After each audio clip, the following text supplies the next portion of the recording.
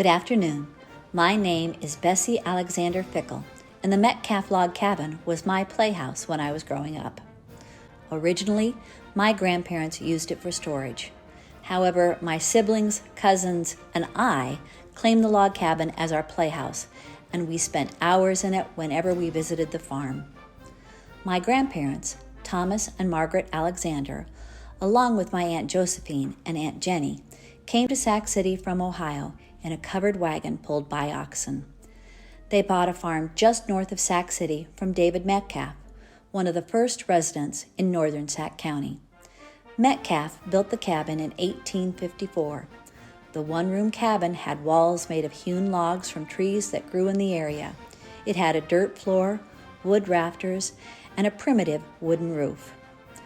My grandparents bought the Metcalf farm and cabin in 1861. The four of them were living in that tiny one-room cabin when my Uncle Grant was born a year later. After that, Grandma decided that Grandfather should build them a new house.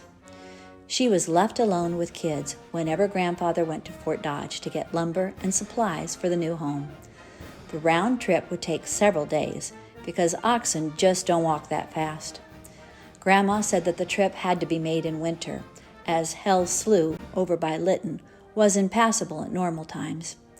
My daddy Walter was born in their new home years later. After Grandfather Alexander died in 1904, the farm was sold to Sam Waddy, who eventually gave the land and cabin to his daughter. In 1925, the log cabin was taken to Chautauqua Park, where volunteers renovated and repaired it. The Raccoon River often overflows its banks, surrounding my beloved log cabin and much of Chautauqua Park. In 1957, the cabin was raised above flood level.